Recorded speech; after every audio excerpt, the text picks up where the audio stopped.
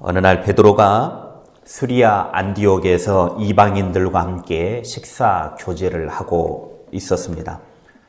그때 예루살렘에서 야고보가 보낸 사람들이 들어오자 베드로는 할례를 주장하는 그 무리들이 두려워서 슬그머니 밥 먹는 자리에서 안 먹는 것처럼 이렇게 빠져나가 버렸습니다. 그 모습을 보고 다른 유대인 신자들도 마음은 그렇지 않으면서도 베드로가 나가니까 똑같이 그들도 빠져나갔고, 심지어는 유력한 지도자였던 바나바도 그 모습을 보고 그대로 따라서 행동을 해버렸습니다. 너무나 황당한 일이 발생하고 만 것입니다.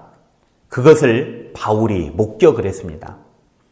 그러면서 바울이 베드로를 책망합니다. 14절 이하에 보면 사람이 의롭게 되는 것은 율법을 지키거나 행위에서 난 것이 아니라 믿음으로 말미암아 되는 것이라고 설명을 하면서, 베드로 당신은 유대인이면서도 유대인처럼 살지 않고 이방인처럼 살면서 왜 이방인들에게 유대인처럼 살라고 하느냐 하면서 강한 책망을 합니다.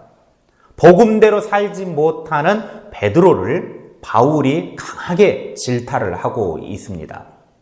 어떻게 보면 베드로와 바울은 엄청난 차이가 있는 사람입니다. 왜냐하면 바울 같은 경우는 이제 예수 믿기 시작한 지 얼마 되지도 않은 초신자 위치에 있다가 예수님을 만나고 예수님이 자기를 이방인의 사도로 부르셨음에 순종해서 기껏 해봐야 몇 년 훈련 받고 이제 하나님 앞에 쓰임받는 목회자의 위치로 세움받은 사람이고, 베드로 같은 경우는 예수님과 함께 했던 사람입니다. 예수님으로부터 직접 훈련받았고 예수님의 제자 중에서도 그것도 수제자였습니다. 신앙적인 부분에 있어서나 지도자의 위치에 있어서나 엄격한 차이가 나는 베드로와 바울 사이였음에도 불구하고 베드로가 실수를 했기 때문에 바울은 과감하게 실수에 대해서 책망을 하고 꾸지람하는 것을 보게 됩니다.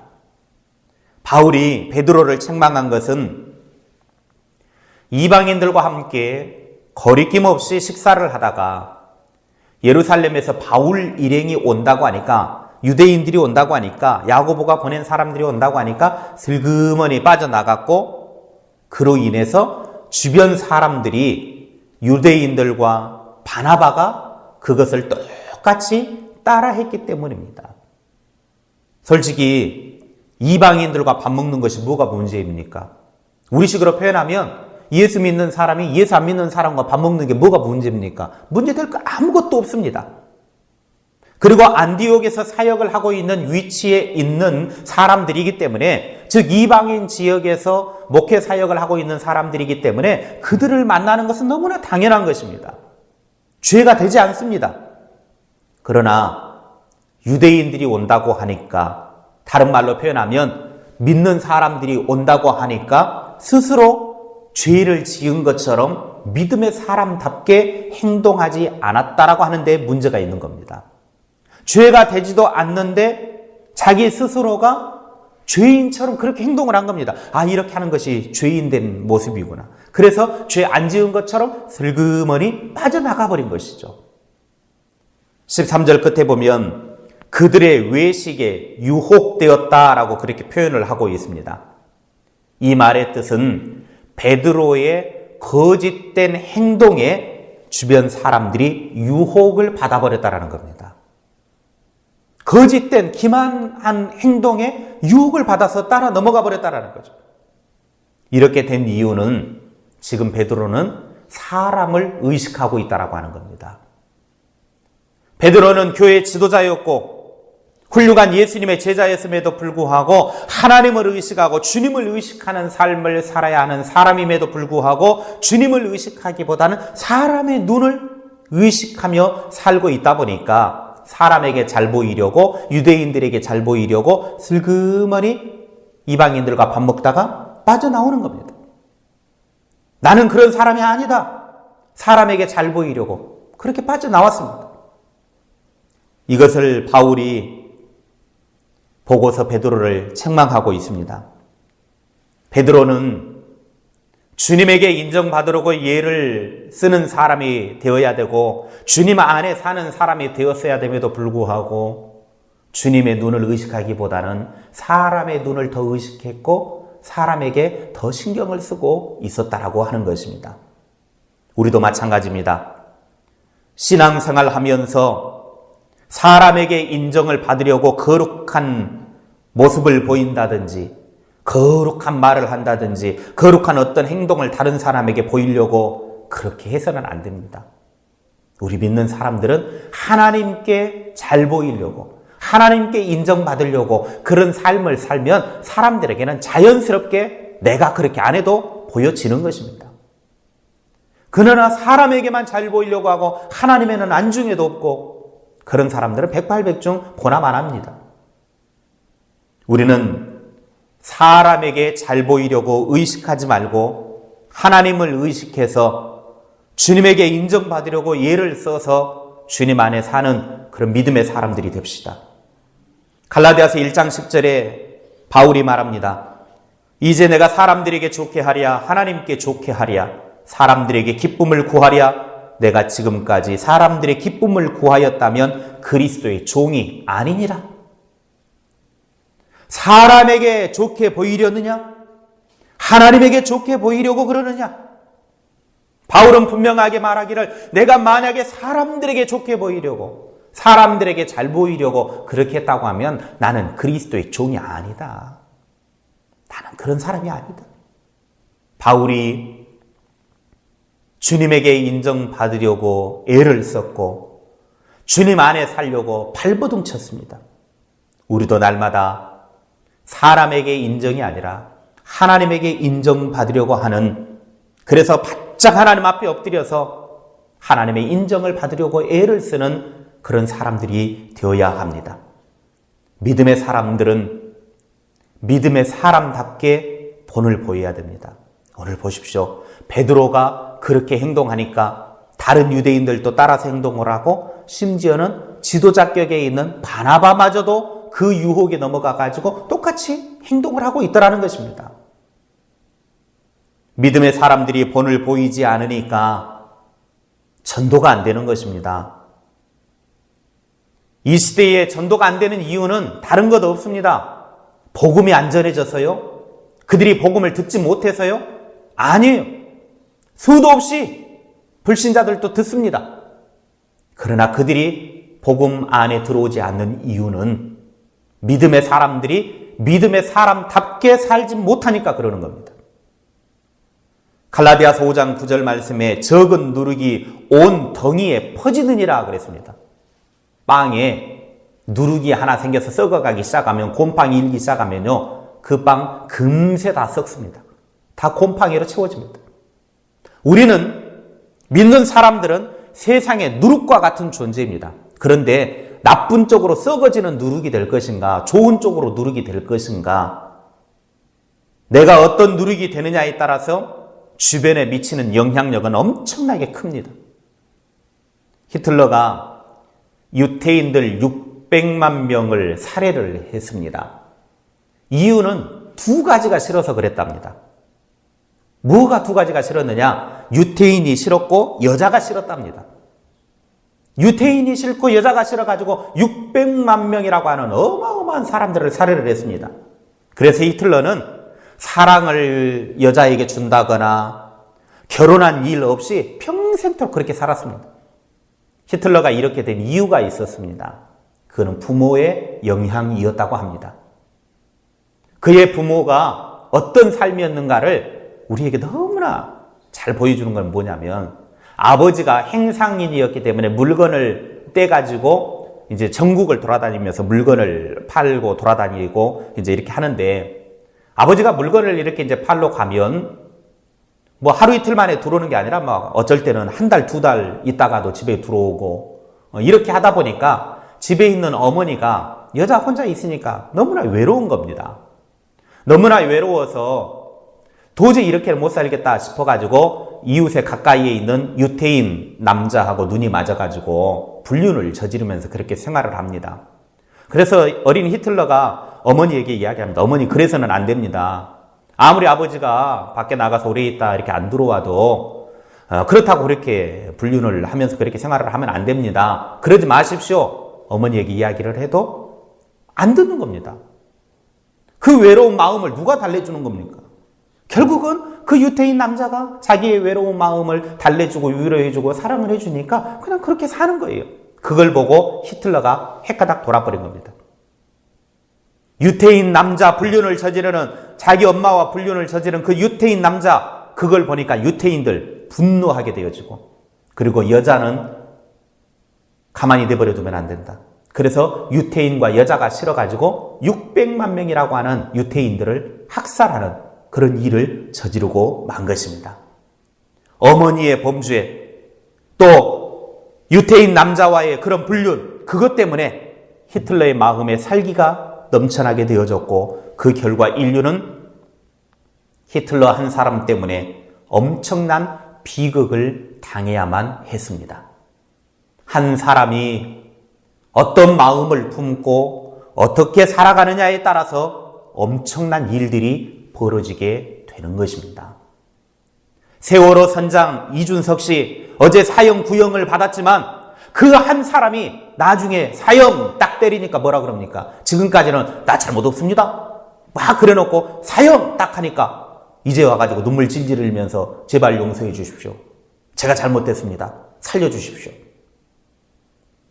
그 한 사람이 법정에서 이야기하는 게 뭐냐면, 전문가들도 이야기하는 게 뭐냐면, 선장이 배가 침몰하니까 빨리 나가십시오 한마디만 했다고 하면 대부분의 사람들, 그 배에 타고 있는 대부분의 사람들이 다 살 수 있었다라는 겁니다. 그런데 선장이 나가라고 하는 말 한마디 하지도 않고 다 배에 안전하니까 배에 계십시오, 배에 계십시오. 그래서 한 명도 살려내지 못하고 다 죽었다라는 거예요. 한 사람 말 한마디에 전체가 죽느냐 살아나느냐 결과가 달라지더라는 겁니다. 한 사람의 영향력은 엄청난 것입니다. 예수님께서는 마태복음 5장 16절에 말씀하십니다. 이같이 너희 빛이 사람 앞에 비치게 하여 그들로 너희 착한 행실을 보고 하늘에 계신 너희 아버지께 영광을 돌리게 하라. 에베소서 5장 8절 9절에도 너희가 전에는 어두움이더니 이제는 주 안에서 빛이라. 빛의 자녀들처럼 행하라. 우리는 믿음의 사람들이 착하게 살아야 돼요. 착하게 사는 것이 구원을 가져다 주는 것이 아닙니다. 착하게 사는 것이 우리를 천국의 백성 되게 하는 것 아닙니다. 이 말은 이미 구원받은 사람들은 착하게 살아야 된다는 겁니다. 착한 행실을 보이라는 것입니다. 그렇게 해야 주변 사람들이 그걸 보고 하나님께 영광이 되어진다는 거예요. 그걸 보고 하나님께 돌아온다는 겁니다. 전에는, 예수님을 알기 전에는, 복음 안에 들어오기 전에는 어두움이었습니다. 그러나 이제 빛이 되신 예수님을 만났습니다. 찬란한 빛을 보게 되어졌습니다. 이제 빛이 된 사람들은 빛의 자녀들이기 때문에 빛되게 살아야 합니다. 빛의 자녀들이 되어놓고도 계속해서 어두움의 삶을 살고 있으니까 그게 문제라고 하는 것입니다. 어느 여자 집사님이 남편을 전도하기 위해서 정말 많은 애를 썼다고 합니다. 그러나 교회에서 생활이 다르고 집안 생활이 너무나 다른 아내를 보고 남편이 교회 가기를 그렇게 거절했다고 합니다. 교회에 열심 낸다고 아이들 밥도 제대로 챙겨주지도 않고 설거지도 제대로 해놓지도 않고 집안 청소도 해놓지도 않고 집에 들어오면 성경만 보고 있는 아내, 자기 좋다고 찬송만 부르고 있는 아내, 그 모습을 보니까 짜증이 나더라는 겁니다. 그런데 집사님이 남편에게 함께 교회 가자고, 예수 믿고 천국 가자고, 천국 가면 영원히 행복하게 산다고 막 전도를 하니까 남편이 그 모습을 보면서 한마디로 잘랐답니다. 지금도 당신이랑 사는 게 지겨운데 죽어서도 천국 가서 영원히 당신과 같이 산다고? 내가 미쳤어? 나 교회 안 가? 지금도 지겨운데 천국 가서 어떻게 당신하고 영원히 살아? 나 절대 교회 안 갈란다. 가슴에 못을 박는 남편의 말에도 아내는 꾹 참고 복음을 전합니다. 복음을 전하다가 어느 날 성경을 읽다가 남편에게 뛰어갑니다. 남편에게 이야기합니다. 여보, 걱정할 필요 전혀 없어요. 여기 성경을 보면 부활 때에는 천국 가게 되어지면 장가도 안 가고 시집도 안 가고 하늘에 있는 천사들과 같다고 그렇게 여기 성경에 써 있잖아요. 그러니 천국 가서 저랑 살지 말고 예쁜 천사들이랑 살면 돼요. 하나님은 베드로전서 2장 12절에 말씀하십니다. 너희가 이방인 중에서 행실을 선하게 가져 너희를 악행한다고 비방하는 자들로 하여금 너희 선한 일을 보고 오시는 날에 하나님께 영광을 돌리게 하려 함이라. 믿지 않는 사람들을 예수님께로 인도하려면 우리 믿음의 사람들이 우리의 착한 행실을 드러내야 합니다. 믿는 사람들이 착한 행실을 드러내지 않으니까 사람들이 교회 안에 안 들어오는 겁니다. 믿음을 가지려고 하지는 않습니다. 사람들을 만나서 이야기해보면 교회는 좋은데, 예수님은 좋은데 교회 다니는 사람들이 싫습니다. 그렇게 말합니다. 그게 뭡니까? 믿는 사람들이 믿음의 본을 보이지 못하고 있는 것이 전도가 안 되게 한다라고 하는 것입니다. 사람들은 하나님을 믿으려고 할 때 먼저 믿는 사람들의 행실을 보고 교회에 나옵니다. 빛된 우리들의 성도들은 궁극적으로 세상 사람들로 하여금 하나님께 영광을 돌리게 하는 빛이 되는 삶의 행실이 있어야 합니다. 나는 구원받았을지 모르지만 우리의 믿음의 사람답지 못한 행동들 때문에 다른 사람들을 하나님께로 오지 못하게 막아버리는 그런 사람들이 되어서는 안 됩니다. 성숙하지 못하니까 교회를 몇십 년 다녀도 모태신앙이라고 말하고 그렇게 말하면 뭐합니까?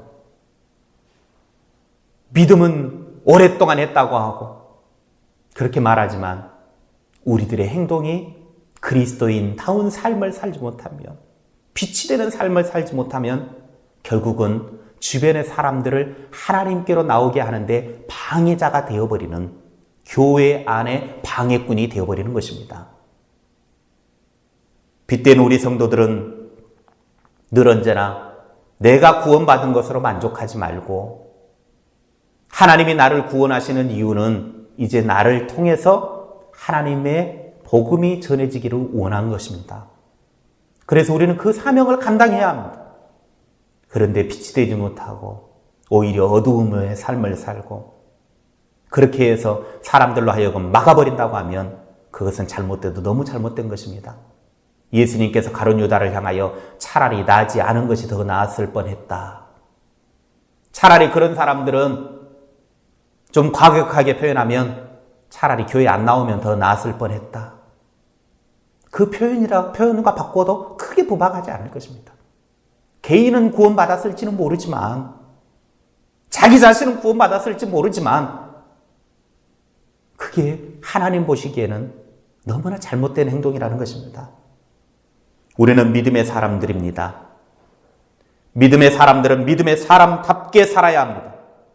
교회 안에서 믿음의 삶이 아닌 내가 사는 삶의 영역에서 믿음의 사람답게 살아야 합니다. 아무리 교회를 오래 다녀도 주변 사람들이 손가락질하는 것은 문제가 있는 삶을 살고 있는 것입니다. 그런데 더 큰 문제는 주변 사람들이 손가락질해도 자기는 손가락질하고 있다라고 하는 것을 모르고 산다라는 게 더 큰 문제입니다. 나는 잘하고 있어. 나는 믿음 좋아. 나는 훌륭해. 다른 사람들은